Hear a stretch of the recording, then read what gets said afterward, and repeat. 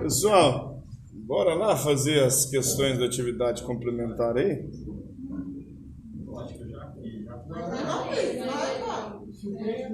Vou explicar então questão por questão aí, né, quem já fez.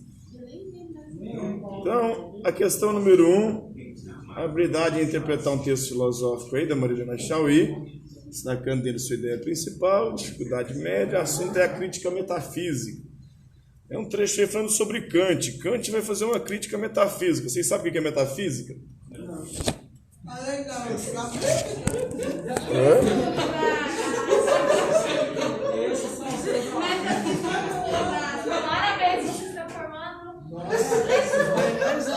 Meta em grego é aquilo que está além, e física é a natureza. É além da física, além da natureza.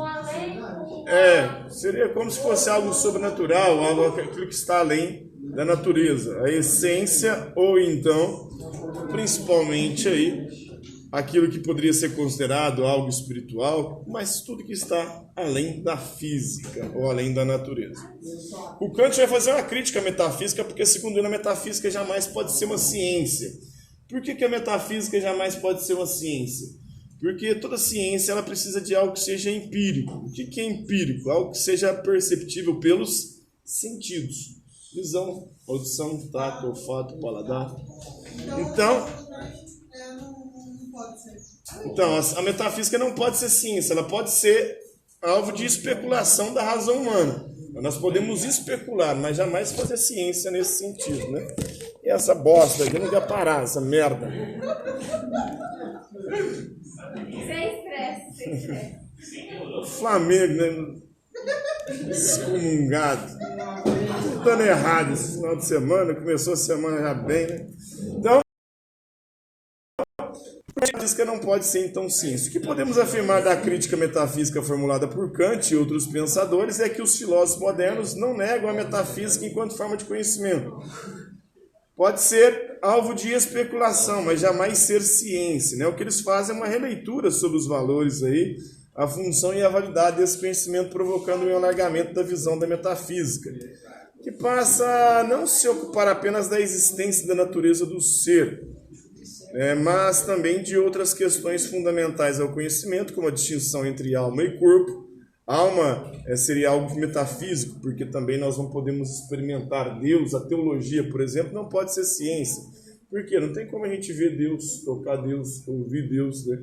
Sentir o cheiro ou o sabor de Deus. Então, tudo isso aí pode ser alvo de especulação da razão humana, mas jamais ser ciência. Imortalidade, não tem como a gente provar cientificamente que existe imortalidade ou não. A questão da liberdade, até a liberdade é algo tenso aí para se explicar. Então, os filósofos iluministas, em especial Immanuel Kant, são lembrados pela sua crítica metafísica e sua preocupação com as questões fundamentais do conhecimento científico e da ética. O que esses filósofos pretendem é reformular a metafísica e ocupá-la com questões essenciais ao conhecimento.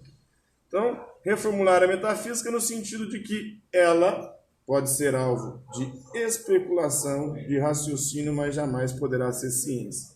Eles não descartam a metafísica, apenas reformulam sua função. Ela passa a ser uma reflexão sobre outras questões relacionadas ao conhecimento, questões mais essenciais.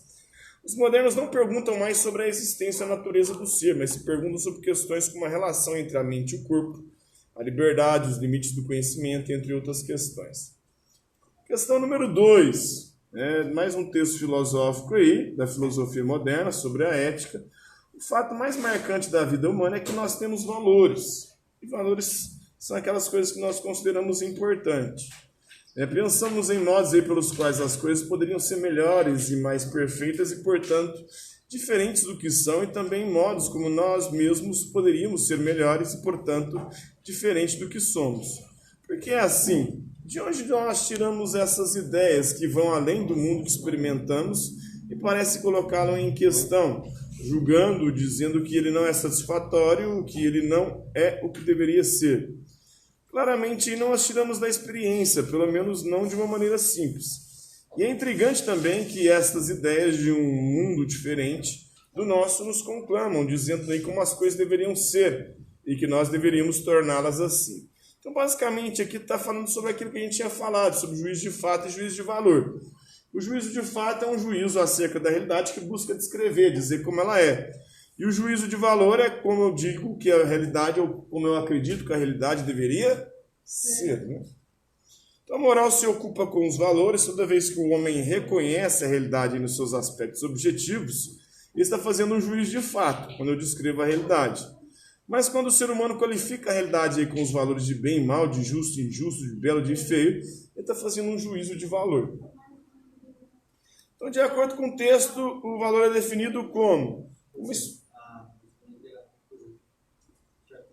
uma expectativa e intenções do homem em relação a si mesmo e à realidade, como ele acredita que a realidade deveria ser, né?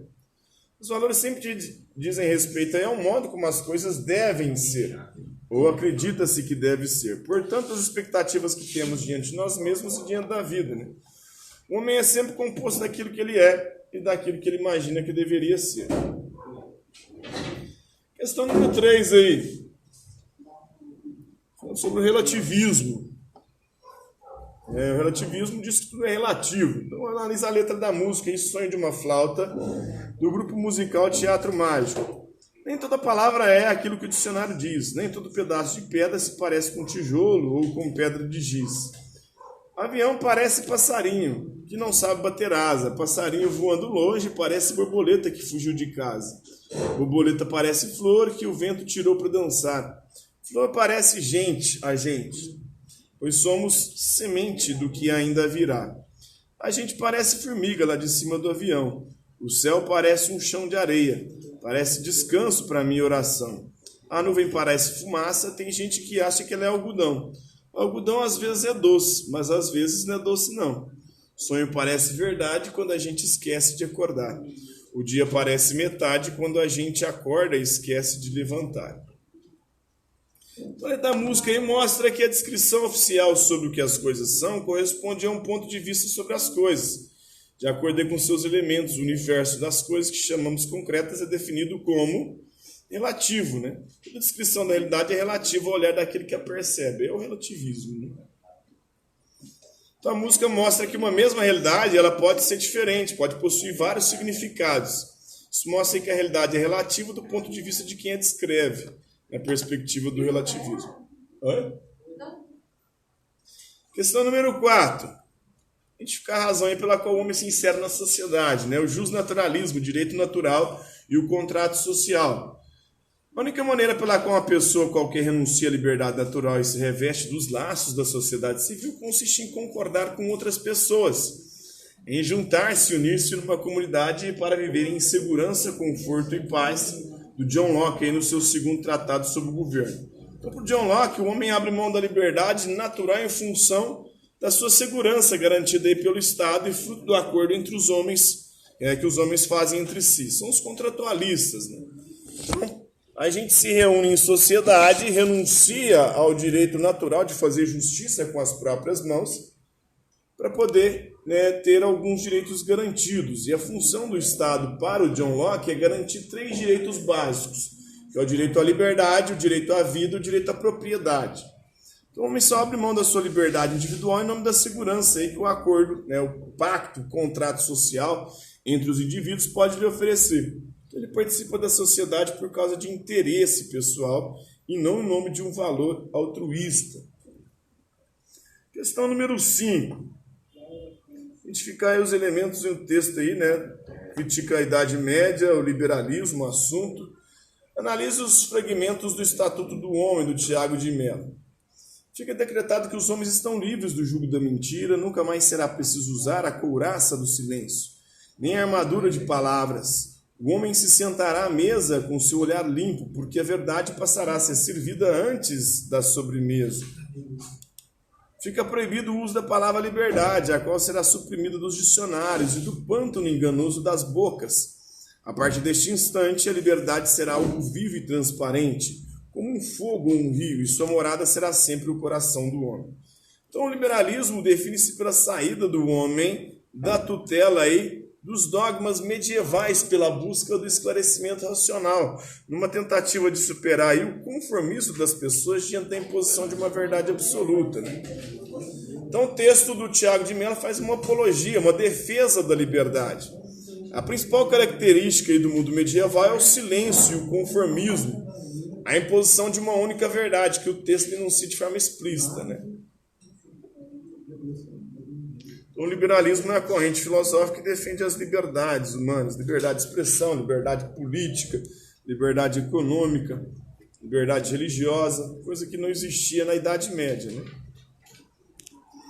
Questão número 6. Identificar as consequências do ideal iluminista para o Ocidente, né? O iluminismo, desde sempre o iluminismo, no sentido mais abrangente de um pensar que faz progresso e perseguiu, o objetivo é de livrar os homens do medo e de fazer deles senhores.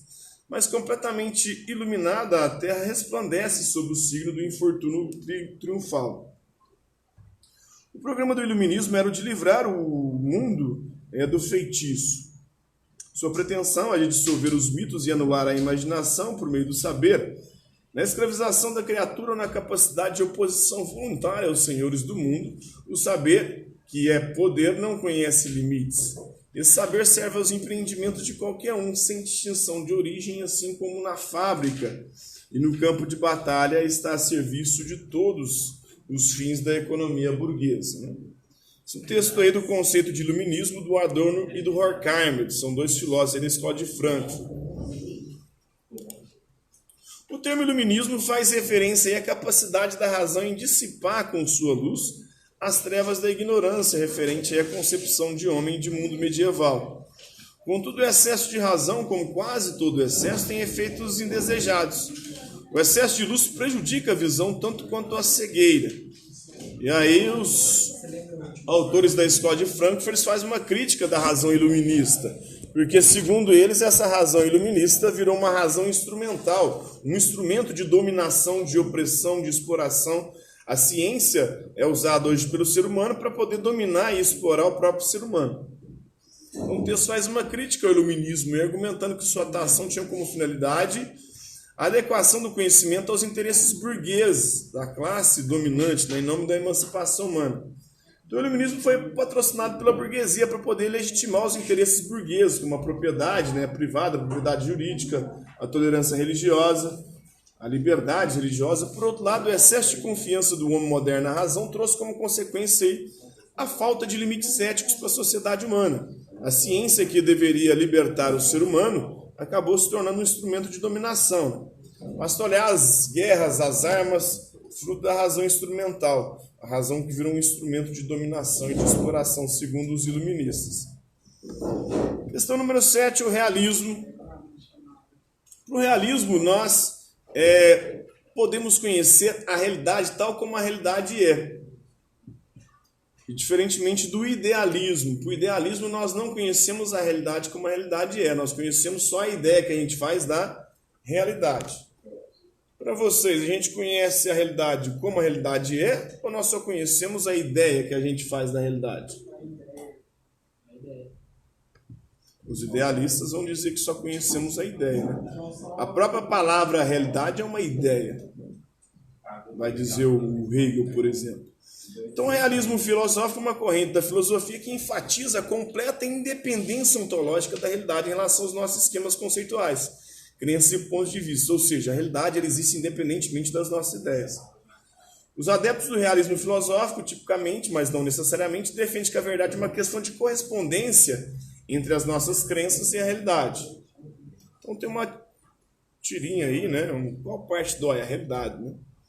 A resposta do paciente sobre a causa da sua dor possui uma relação com a concepção dada no texto sobre realismo filosófico, quando infere uma causa exterior que influencia e afeta a sua dor, né? Então, o realismo filosófico ele se caracteriza por compreender a realidade como uma entidade independente do ser humano. A realidade existe em si, independentemente das nossas ideias. Para o paciente, a realidade é a causa da sua dor, ou seja, a realidade é algo exterior ao sujeito, sendo capaz de afetá-lo. Questão número 8.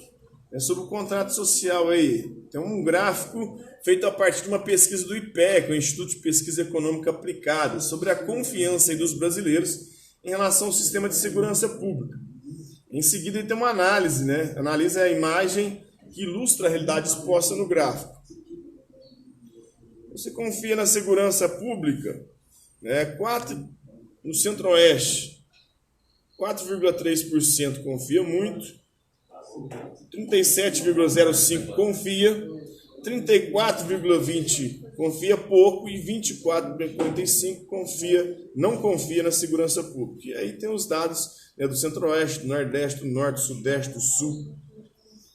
E tem um filósofo, Thomas Hobbes, que é um contratualista que defendia o Estado leviatã. O Estado deveria garantir a segurança, o mínimo de paz e tranquilidade. Então, o filósofo Thomas Hobbes ele imaginou como seria a vida do homem sem o poder do Estado, né? Seria um estado de guerra de todos contra todos. Nós criamos o Estado justamente para impedir que a gente viva guerreando e se matando, roubando e se escravizando, né?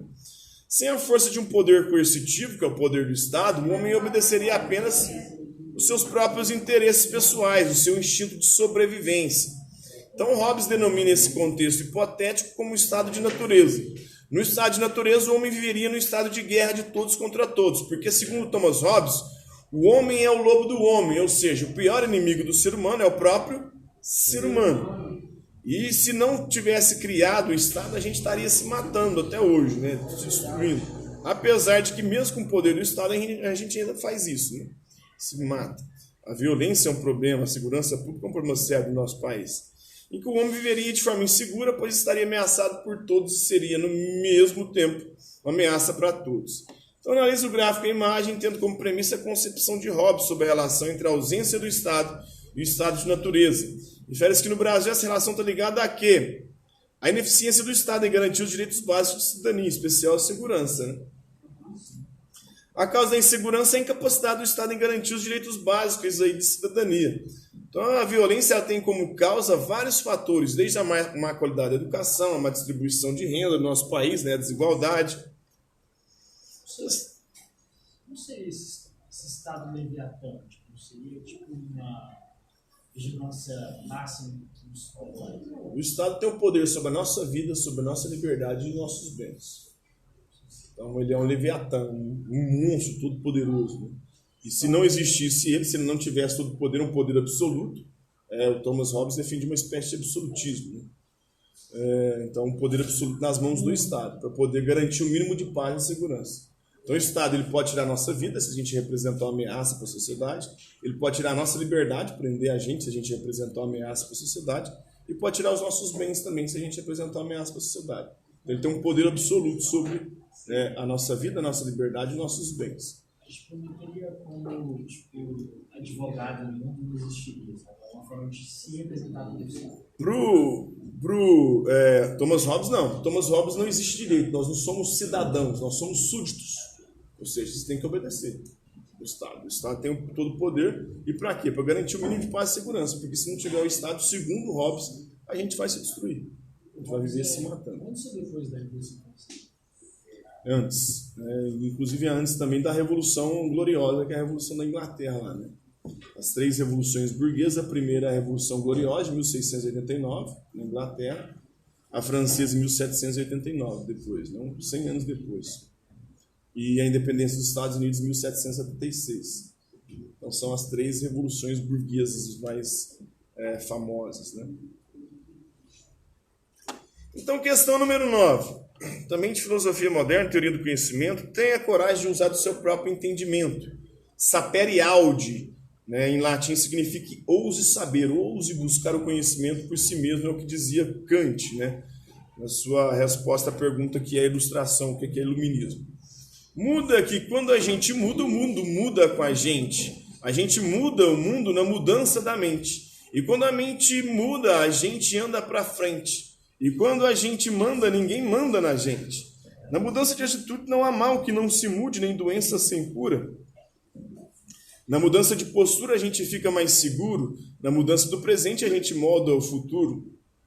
Do Gabriel Pensador. Tanto a música do Gabriel, o Pensador, quanto a frase do Kant faz um apelo ao uso da razão como capacidade de pensar de forma autônoma, livre, independente.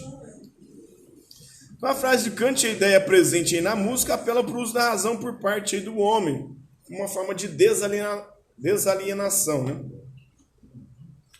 Questão número 10, filosofia moderna, e também identificar a ideia filosófica, né? Tome, pense, Pensei em ficar com o troco da padaria para comprar bala, mas não consegui. E tudo por causa do maldito inquilino que começou a dizer que isso é muito feio, que não se faz, e sei lá o que. Inquilino? Que inquilino? Esse que a gente tem aqui dentro, né? Que é a consciência, está se referindo aí à consciência. O constrangimento em fazer algo que está fora das convenções éticas apontado na charge é real, até mesmo para quem escolhe, né, de forma deliberada, realizar uma infração, como roubar, matar. A consciência dessa pessoa vai doer de alguma maneira. A expressão simbólica inquilino, expressada por Mafalda e pela Mafalda, pode ser associada à ideia de quê? É de consciência moral. Então, todo ser humano possui uma consciência moral. Ela é a consciência moral que causa aí constrangimento. Quando a gente faz algo errado. Você faz algo errado, você sabe que você fez algo errado, sua consciência fica lá te martelando, né? Quando o homem realiza ações que destoam das expectativas morais da sociedade internalizadas por ele. Questão número 11, né, do empirismo. O empirismo é uma corrente filosófica que diz que nós conhecemos graças à experiência sensível, ou seja, graças aos sentidos, visão, audição, tato, paladar e olfato. A consciência humana não é, portanto, uma placa que só registra passivamente as impressões sensoriais vindas de fora. Ela também é criativa, é uma instância formadora. A própria consciência coloca sua marca no modo como percebemos o mundo. Talvez possamos comparar isso com o que acontece quando colocamos água num jarro de vidro. A água toma a forma do jarro. Do mesmo modo, as impressões dos sentidos se adaptam às nossas formas da sensibilidade. Da obra O Mundo de Sofia, do Justin Garden. Já leram, já? Um livro muito popular aí de filosofia, que trabalha um pouco da história da filosofia, uma espécie de romance aí. Segundo o texto, a consciência humana é uma entidade ativa no processo de captação das impressões sensoriais. Este argumento possui como fundamento a ideia de a consciência recebe as impressões sensoriais e modela o que foi percebido, né? Então a consciência ela possui um papel ativo e criativo na recepção das impressões sensoriais, modelando-as de acordo com a sua própria estrutura interna. Questão número 12 do iluminismo, né? Age de tal maneira que a máxima da atuação possa valer sempre ao mesmo tempo como princípio de uma legislação universal. Aí nós temos o imperativo categórico do Kant, né? Sua crítica da razão não é pura, é a prática aí, está errado. Imagine se todos os políticos eleitos tivessem que colocar seus filhos na escola pública. Parece um sonho utópico, mas não para o senador Cristóvão Buarque, do PDT do Distrito Federal, que transformou a ideia no projeto de lei 480, que obrigaria os filhos de todos os agentes públicos eleitos a serem matriculados em escolas públicas. O Cristóvão Buarque defende que o objetivo principal da lei é impor decoro aí aos parlamentares, né, pois somos responsáveis pelo serviço público. Oi? Não, não foi aprovado. Os políticos não vão aprovar nunca, né?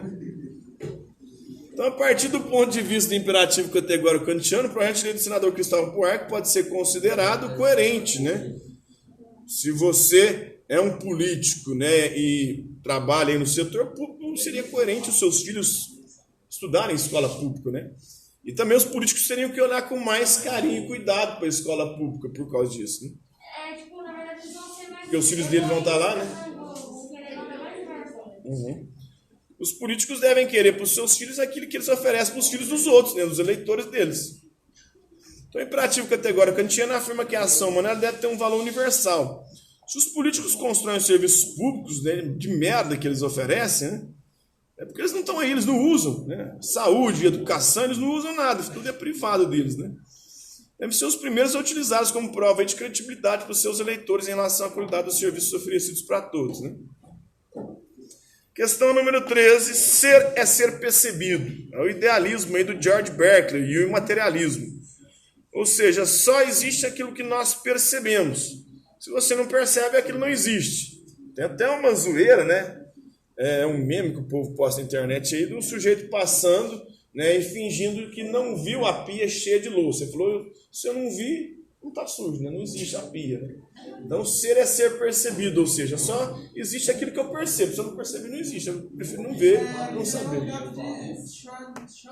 Gato de Schrödinger, né? Schrödinger. Ninguém sabe como é que pronuncia essa coisa. Se você... Schrödinger. Eu fico pensando nela uma semana inteira, que é... Se uma árvore cai lá na Amazônia, Exatamente. Se uma árvore cai lá na Amazônia agora, quem garante que ela fez barulho? Pois é. Né? E se o barulho só existe se a gente já escuta ele? Se a árvore cai na floresta e não tem ninguém por perto, vai fazer barulho? Então, Ou será que ela caiu mesmo? então. Não tem ninguém para saber se ela caiu. Então, ser é ser percebido, ou seja, só existe aquilo que nós percebemos. Plutão, durante muito tempo, Plutão não existia. Por quê? Porque ninguém tinha percebido Plutão. Depois, alguém percebeu Plutão. Plutão passou a existir. Passou a ser um planeta. Depois foi rebaixado, né? Agora parece que ele subiu de categoria de novo, né? De novo? Acho que subiu. Acho que ele voltou a ser planeta, considerado planeta. Ele tinha sido rebaixado. Plutão e tem um outro lá, ele saiu do sistema solar, foi? Não sei, né? A última notícia que eu tive é que parece que o Plutão tinha sido reabilitado como planeta, né? Ele tinha sido rebaixado. Então, George Berkeley defende uma concepção filosófica conhecida como imaterialismo. Para ele, o conhecimento é resultado da percepção que o homem possui da realidade. A compreensão é, no fundo, daquilo que os sentidos dão conta de perceber no mundo. A maneira como o mundo realmente está além da capacidade do homem de saber, né? De acordo com o pensamento de Berkeley, o mundo exterior é definido como a percepção que o homem tem sobre ele, né? Ser é ser percebido. Então, essa afirmação sintetiza a filosofia do Berkeley, para quem os objetos são feixes de qualidades sensíveis. Ou seja, tudo que existe são ideias, é um idealismo, materialismo, por isso não existe matéria. A própria matéria é uma ideia. Aprendidos pelo Espírito num processo que garante a sua objetivação. Então, Berkeley nunca negou a existência dos objetos. Eles existem enquanto ideias. De fato, existem, mas somente na condição de objetos percebidos.